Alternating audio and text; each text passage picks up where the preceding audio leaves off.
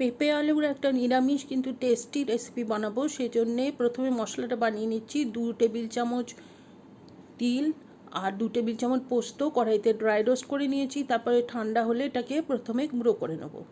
গুঁড়ো হয়ে যাওয়ার পরে দিয়ে দিচ্ছি 5টা কাঁচা লঙ্কা আর সামান্য একটু জল দিয়ে এটাকে মিহিভাবে পেস্ট তৈরি করে নেব।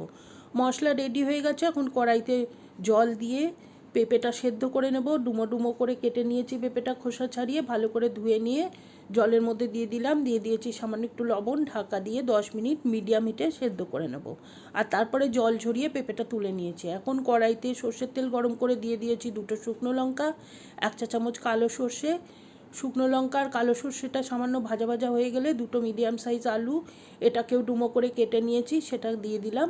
আর সামান্য একটু সময় ভেজে নেওয়ার পরে লবণ দিয়ে আরও 2-3 মিনিট ভেজে নেব।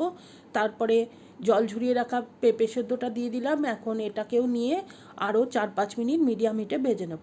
তারপরে যে মশলাটা বানিয়ে রেখেছিলাম সেটা দিয়ে দিচ্ছি। মশলা দিয়ে 2-3 মিনিট নাড়াচাড়া করে নিয়ে ব্লেন্ডার জার ধোয়া সামান্য জল দিয়ে দিলাম। আর 2টো চেরা কাঁচা লঙ্কা দিয়ে ঢাকনা দিয়ে 7-8 মিনিট এটাকে রান্না করে নেব। আর ঢাকনাটা খুলে নিচ্ছি। এখন প্রায় 8 মিনিটের উপর হয়ে গেছে। আমাদের তরকারি পুরোপুরি রেডি। দিয়ে দিচ্ছি সামান্য একটু চিনি, এটা অপশনাল, চাইলে নাও দিতে পারেন। আর একটু কাঁচা সর্ষের তেল দিয়ে নাড়িয়ে চাড়িয়ে নিলেই রেডি আমার তরকারি।